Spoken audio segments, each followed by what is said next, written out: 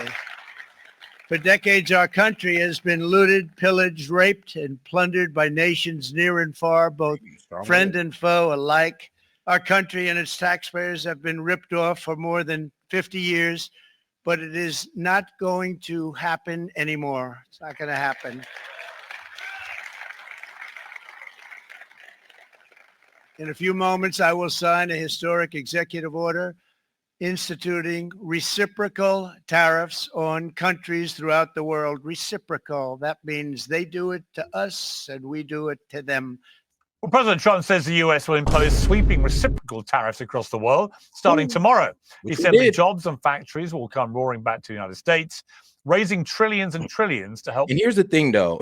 Remember, like in life, you got to take to get, right? So if we're getting these jobs to come back to the, USA, what does that mean, really?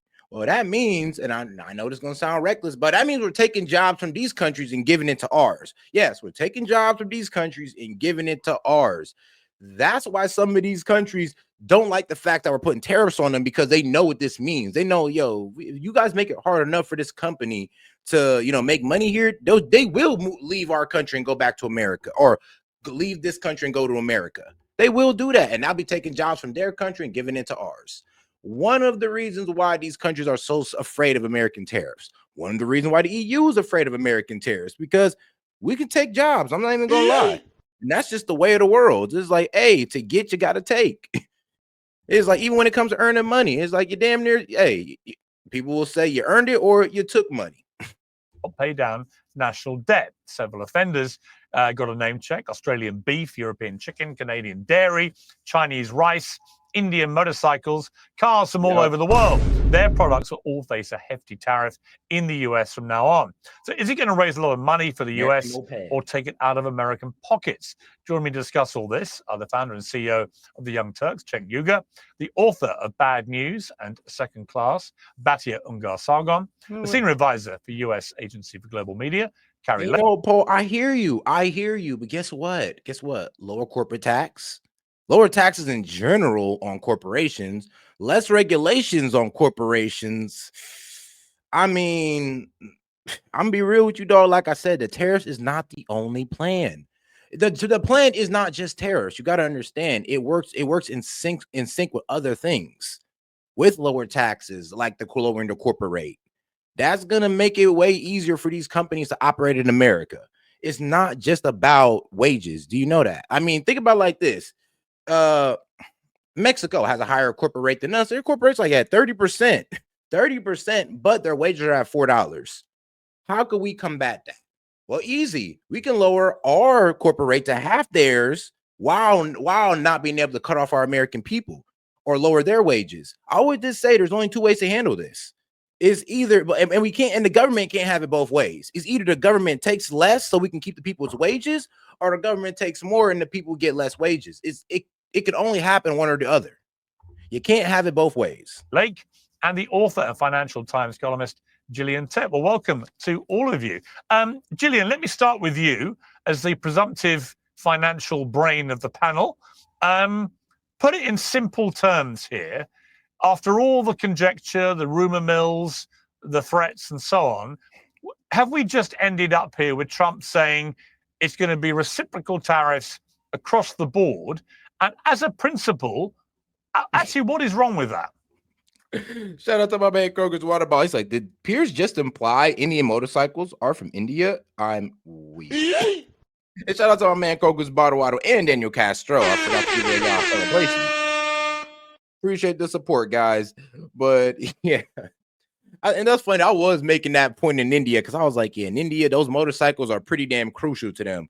Their motorcycle economy is crucial. I mean, and it's not just them. There's other countries that kind of depend on their motorcycles selling other than American motorcycles, even though our motorcycle would top theirs in every way. But there's a reason why. Because, bro, if we sold our motorcycles into India, bro, that would crush the Indian economy. It would crush it because ours are better.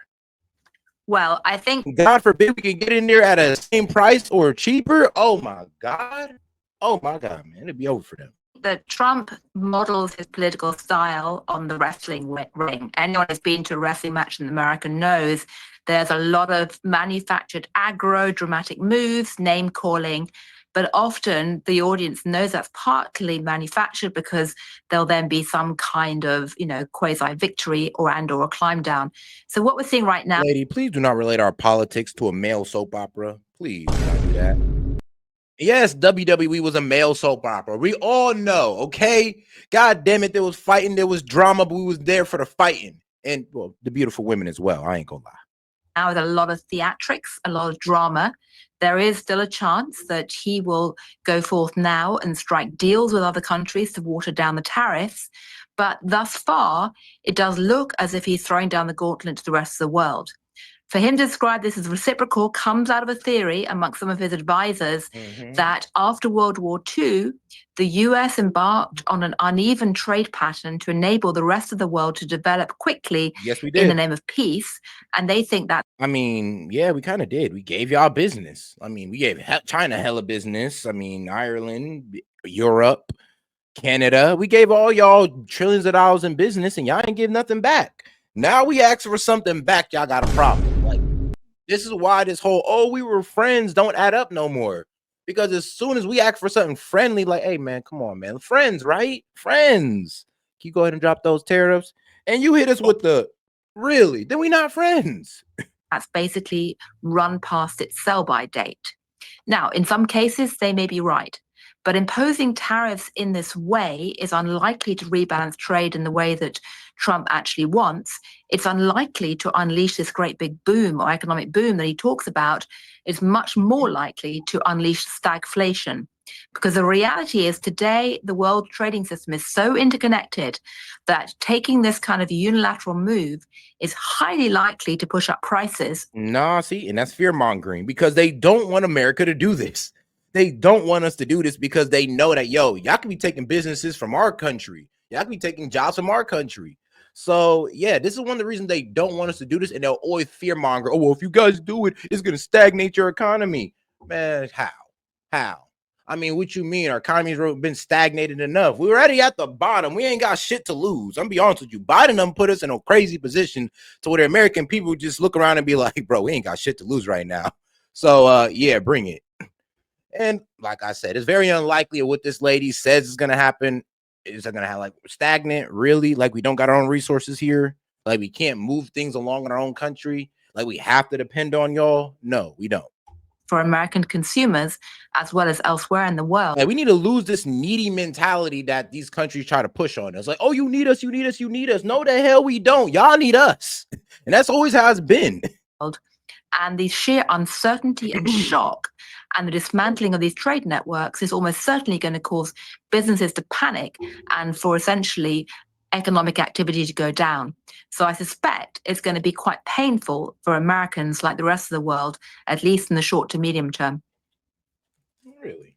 What if most people blink and come around to Trump's way of thinking very quickly?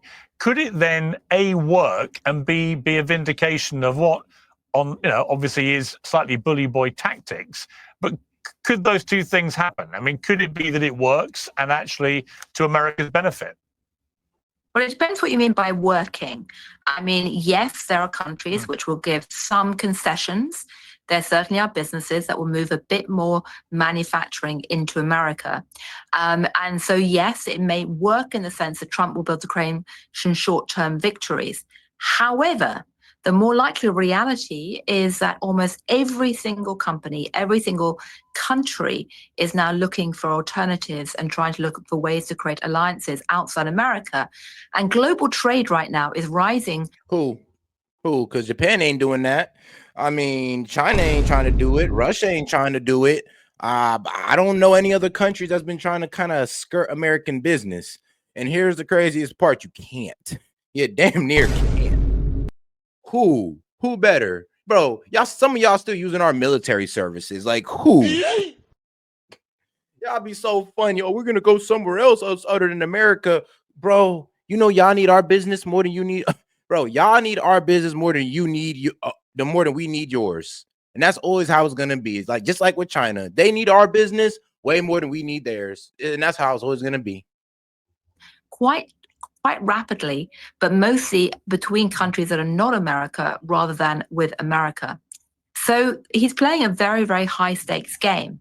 And of course, his bet is that the American public will endure the pain in the short term because he says in the medium to long term, it will reorientate the American economy. He's also betting, or at least Peter Navarro. Actually, one of the reasons why we believe it, and because little do you guys know, is that people are already reacting to it. Like I said, he already got companies like Apple, like the chips companies, like SoftBank. All these people are already coming over here because of the tariffs. He didn't even put the tariffs in place yet. It was like a month out, and these companies and prime ministers already pulling up at the front door, going like, "All right, bro, how you treating us?"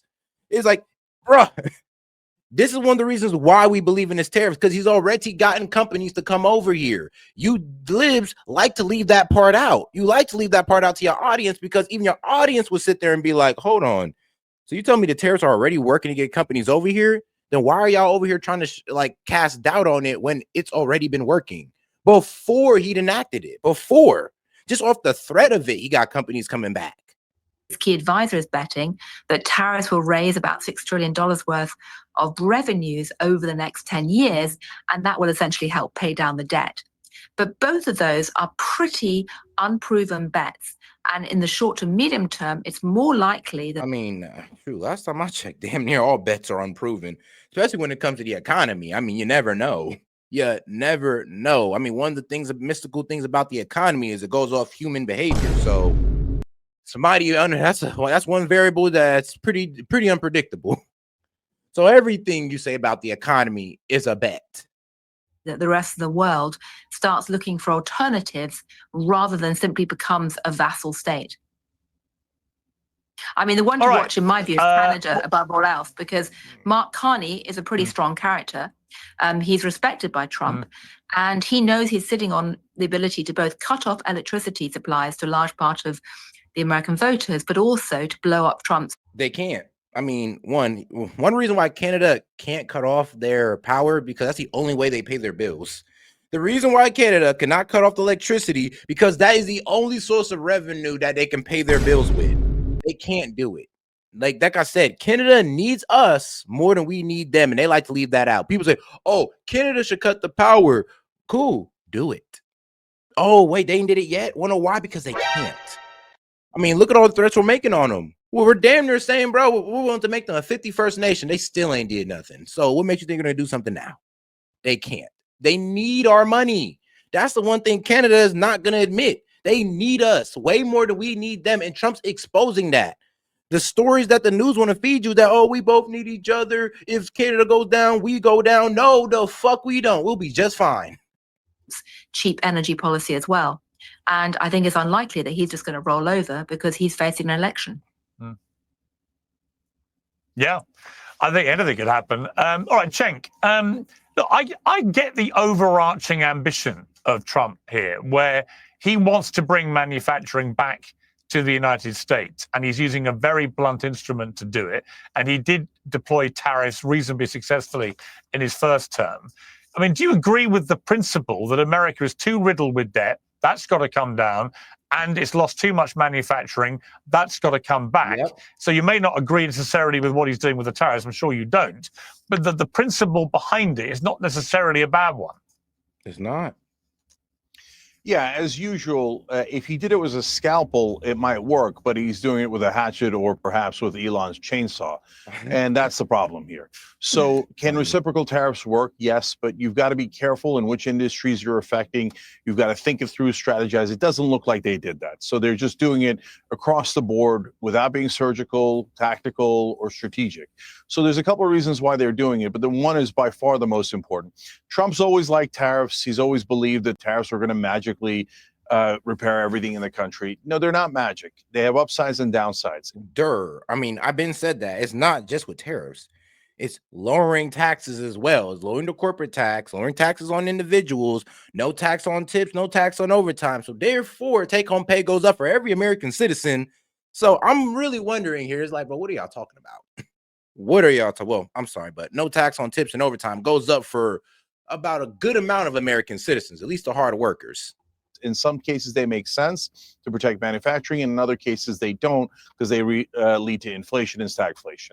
So number two is he uses it as a negotiating tactic. He's used that a lot, but now people are starting to call his bluff. And I'm actually a little bit worried that this is actually going to be a stimulus for the rest of the world to unite against us, because they have no choice. The European Union, Canada, Mexico. Bro, back in the day, the entire world paid tariffs to sell into this country. I just don't think they wanted to get back to that, because they know that's when America was economically at its strongest. And then when the wars popped off, we had to switch to the income tax. But before that, I mean, everybody had to pay to do business here. The government's main income was tariffs. Mexico, Japan, etc. South Korea will have to say, how are we going to respond to America? How are we going to respond against America? And I don't like them being united against us. I think that's counterproductive. But most importantly, Piers, this is they was already against us. That's the problem. It's like the tariffs, import bans. They was already against us. What are y'all talking about? They was already doing shit against us while these current deals were going on. The whole deal with most of these countries were against us. We are in a trade deficit with 90% of the countries in the world. What are you talking about? They've already been working against us. I mean, what? Keep it up? It's not like they stopped. None of this is going to last. He said, "Oh, this is going to last for years and years." There's no way that's going to happen.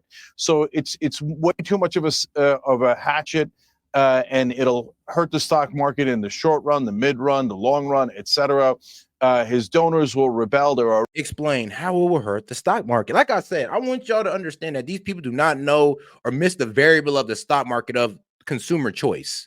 Even with the tariff thing, it's a tax on the people. I mean, if the people choose to buy these domestic foreign goods instead of, if people choose to buy these foreign goods instead of domestic products, then that's a self-imposed tax, not a tax on the people. Already rebelling, etc. But all of this is actually just a ruse to pass that $4.5 trillion tax cut, because they want to be able. Bro, are you, Patrick? Do you think, we are the strongest country in the world? No military can F with us. Are you serious? Like, bro, the military is something y'all don't want to bring up when it comes to America. That's something y'all don't want to bring up, because last time I checked, we still protect most of y'all. We still protect damn near every country in NATO. Okay. Able to say what you guys just talked about. Oh no, the tariffs will magically bring us $6 trillion over a decade. So don't worry about that $4.5 trillion we're going to funnel to all of our donors, to Elon Musk, to Donald Trump, and to all the richest people in the country, and to corporations. That's what all of this tariff nonsense is about. That's what the gold card nonsense is about. That's what Doge nonsense is all about. It's all to say, oh, don't worry about how we're going to blow up the debt and the deficit by doing another gigantic tax cut for the rich and for corporations. I mean, here's the thing, though. Like I said, they leave out the argument. I have to be like, Cenk, how do you pay your bills? I mean, on YouTube, right? Great. Isn't YouTube a big corporation? No. Now, wouldn't YouTube be able to pay you more if YouTube didn't have to pay so much towards corporate taxes? Don't you think YouTube probably be able to give out more incentives, more opportunities to creators, even their bigger creators? Your brand deals, corporations, right? So your brand deals and all that. I mean, what, you want them to raise tax so they can give you less on your brand deals? Like I said, it's like a lot of these people talk out their ass. I swear to God they do, because you all need corporations. We all need corporations. Corporations give us all of our jobs, all of our economic opportunity. Even the 1099 guys got to go work part-time for corporations every now and then. What are y'all talking about? Like I said, y'all want to go against the corporations when they're not the problem. To be quite honest with you, these corporations are not the problem. The problem is how our government lets the corporations low-key do whatever they want.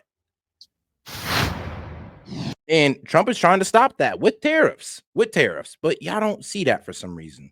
It's made life more expensive for everybody, and the stock market is precarious. It's enough to make anyone's financial future feel grim. So what is viable? The better business, simple there.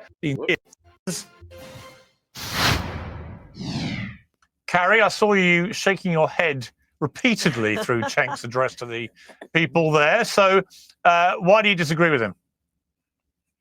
Well, I disagree with a lot of what I've heard. I mean, first of all, it appears when you called it a trade war, that President Trump is starting a trade war. No, he's actually trying to bring about fair trade. We've heard that phrase, fair trade, bantied about quite a bit over the past decades, but it's not been fair at all to America. Look at our manufacturing. It's just been. You know what's crazy? A lot of y'all don't know what a tariff is, and this is how I know, because if tariffs are so bad, why do other countries have tariffs on us? And I posted the chat. Somebody in the chat also said it as well. If there's such a bad idea, why do other countries do it? Because other countries understand that tariffs is not it's not a tax on the people, to be honest with you. It's not. They understand that tariffs kind of protects their domestic industries, protects their businesses. So you can't say tariffs is a tax on the people, because the people aren't buying the products that are being tariffed. There you go. Hollowed out, and we've got to rebuild American manufacturing, not only for our economy and for the hardworking men and women and for Americans. We need jobs and we need to make things here in America, but really for national security as well. I mean, we're making everything in Asia, overseas, in India. We've got to make really important items here, whether it be medicines, whether it be vehicles. We need to do this for our national security. You know, so much is made in China over the years, an adversary of ours. If they just turn things off to America, for lack of a better term, we're screwed. And President Trump is not just looking out for his donors. First of all, Cenk, he's not running. He's not running for office again, although he could probably very easily win. He says he is. He is looking out for the American worker, the American man, the American woman who's been out of a job, having to work 2 or 3 jobs just to try to keep up with what used to be a good manufacturing job. And we're going to be seeing manufacturing come back. And let me tell you, as we get rid of some of the jobs here, I call them welfare jobs in the federal government, people making a fortune, hardly doing anything in a federal government job, as we start to move people out of those jobs. Hey, bro, there was evidence, there's actual evidence that we hire people for the same position to do the same task.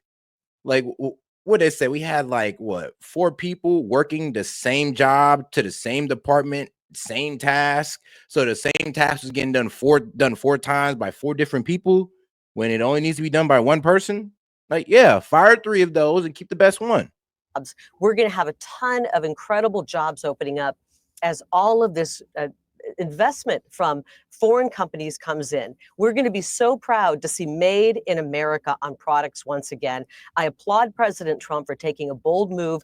This isn't the art of the deal. This is the art of the trade deal. And we've been getting abused by the international community for so long.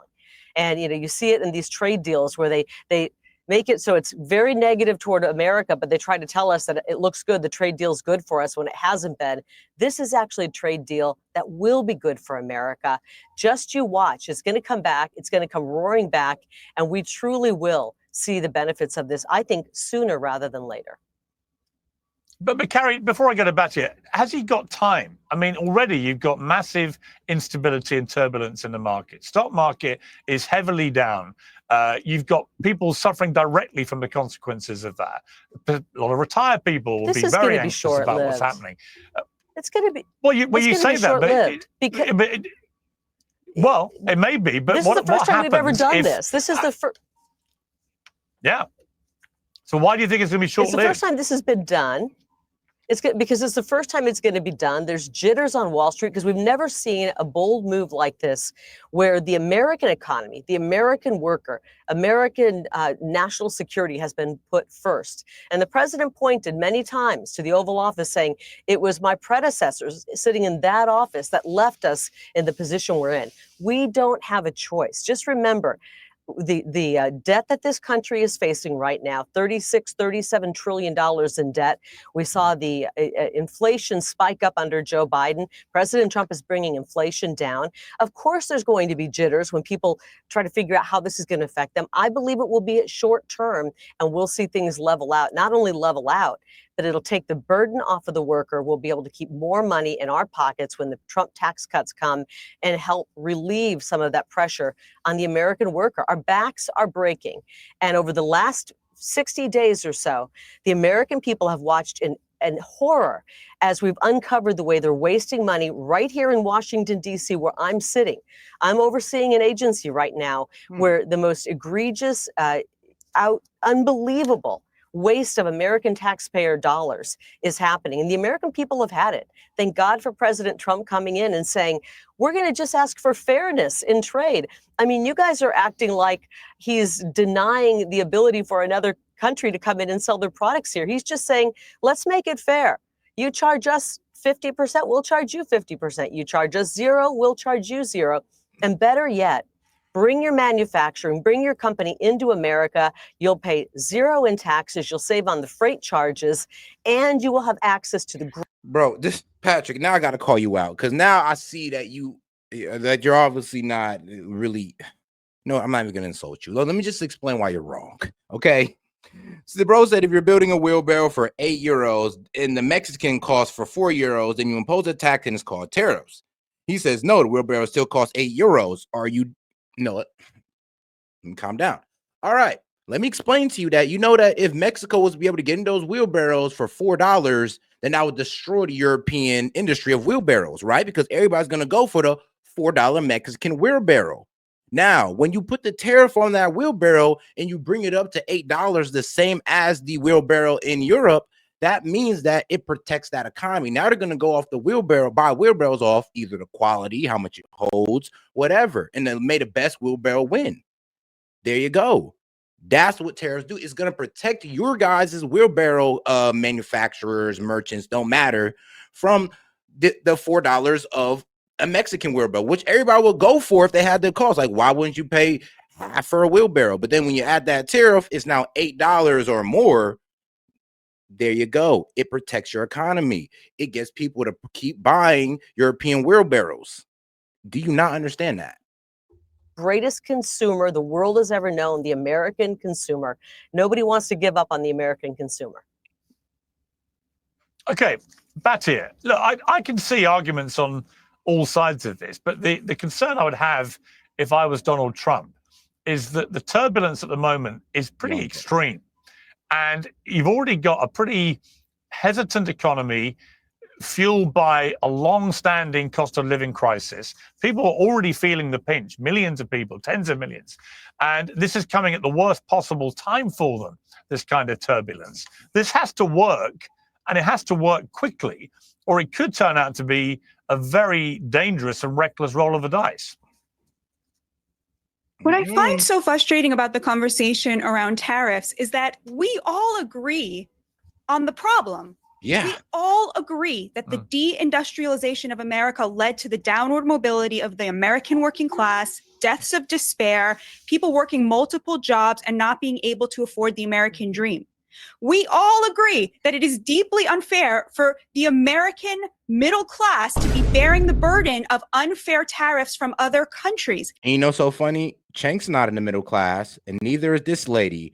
But they're speaking on y'all, though. That's the worst part about it. It'd be people that haven't even lived y'all life that y'all really look up to and be like, oh, they know what they're talking about. I'm like, dog, they ain't never worked a factory job in their life.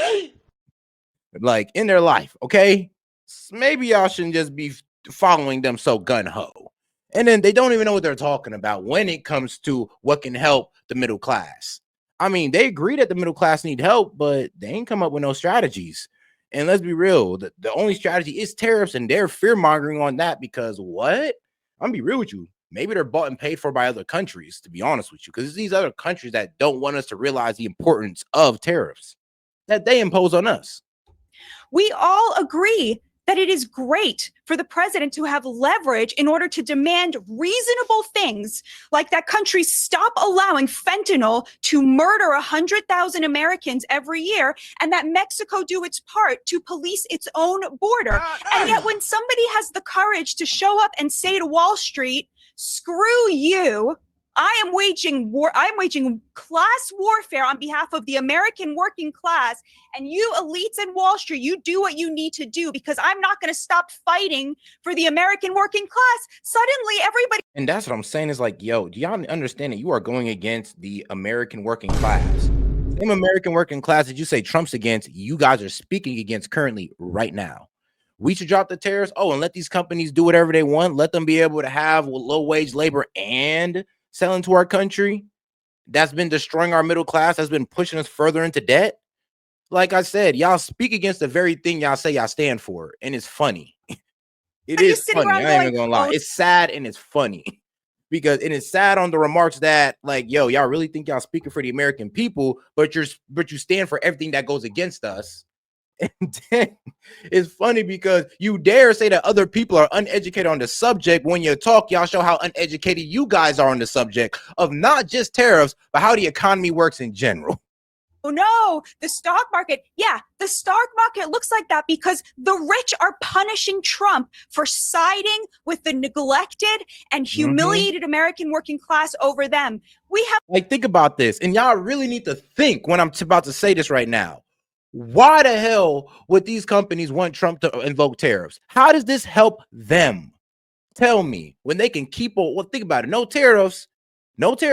That means they could keep on going out to these countries, get low wages, pay low wages or lower corporate tax, and sell into America with no penalty, no nothing. They just make all the money. They continue to take jobs from here, and we just become a consumer market that destroys itself. Like, are you serious? have already. Like, the same rich people y'all say y'all against, the same rich people y'all say Trump is helping, y'all don't even realize that y'all helping them by speaking against tariffs. Don't even realize it. Already seen these tariffs work, Pierce. The number of people crossing the southern border is at 0. Fentanyl is at record lows for the last 10 years. We have already seen $1.2 trillion in manufacturing invested in this country since January 21st. I ain't got my bad, guys. I'm going off her energy right now because she got me turned up right now. I ain't even gonna lie. So they have already worked. Now, how long is Wall Street going to keep trying to punish this president for standing the American working class? I don't know, but I can tell you that the view from the street is people cannot believe that there is a president who is working for them, who is putting them first and telling Wall Street to go screw itself. Wall Street, which picked the Democrats for the last 3 election cycles in a row. That's what the real story is here. I don't always pick the healthiest food options. I'm sure you don't either. We're all human and we're all busy. That's why doctors created Field of Greens. One delicious glass of Field of Greens. That's not true at all. I don't think anyone could out pro Trump. Out pro Trump. .com/Piers. Can I don't think anyone could ever out. That's not true at all. I don't think anyone could out pro Trump Carrie Lake on a panel, but there we have it. Gillian, I detected that your right eyebrow moved an indistinguishably tiny amount, but for you, that's about as disapproving as it gets. So you weren't necessarily buying all that Batia was selling there. No, the question I'd say is that leaving aside the reaction on Wall Street, and I would agree very strongly that the American economy has become over-financialized, that there's been pumped up asset prices. I would agree very strongly that that has made the rich richer at the expense of ordinary American workers. I agree with all that. Okay, then what is your argument against tariffs? Actually, hold on. If you're European, you're one of the people who are doing this to us. That's the effed up part about it. We're actually trusting people who are benefiting from us getting screwed over and hearing them talk. Like, I don't want to hear Canada talk because they benefit from screwing us over. I don't want to hear anybody from European talk because they benefit from screwing us over. It's like, of course you're against tariffs. Of course. What I find very striking, and I think is going to be Trump's biggest challenge going forward, is that if you look at surveys of what ordinary Americans, not Wall Street, but ordinary Americans think is now going to happen to inflation and growth and employment, inflation expectations have jumped up in the last 2-3 months from 3% to over 6%. That is actually higher on Americans. Okay, so you tell me you asked normal Americans about inflation, the normal American who don't know too much about economics or tariffs or the inflation. Normal American, right? Where? Please show me the study. Where's your survey? From what website, like organization, university? Please, what study? under some measures than we saw during COVID. The employment expectations have cratered. ordinary American workers right now are extremely anxious. So even if you accept the theory that this is going to reorientate American economy and trade in the medium to long term, ma'am, it's already working. There's already companies coming over, spending spending $1 trillion, some spending billions on the American economy, ready to give jobs to the American people. So, like I said, you guys keep saying, well, oh, if it works, it's already working. Actually, it's been working before it's been enacted. I think it's very unclear that ordinary Americans are going to see the benefits of that anytime soon. You just have to look at the consumer polls on a whole range of different surveys right now and how dramatically they've collapsed. And so one of the questions I have is that, consumer polls collapsed because of low affordability due to the Biden administration's heavy increase on taxes. I mean, not taxes, but inflation.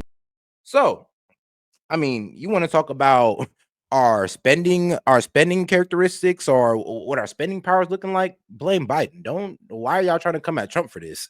And then, like I said, with low taxes, which means we keep more of our take-home pay, and with tariffs, which means these jobs are coming back, yeah, everything works out. Like I said, you guys like to argue on just tariffs alone, which I like you to argue on is tariffs mixed in with the tax cuts. yes, maybe in the medium to long term, this might work out, as people like Peter Navarro would say.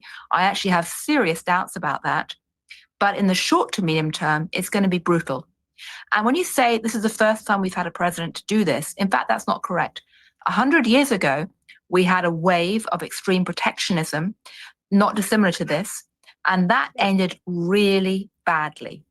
So the question I'd throw back. No, I'll answer that for you, my friend. Steel. Yes, we were #1 in steel. Remember Dale Carnegie? Please look him up. And then you can go back then. We were #1 in steel. I believe banking, railroad. Yeah, we were #1 in those things. Yes, we were. And then we gave it all away to the Chinese. I'm talking about the steel. To the panel and the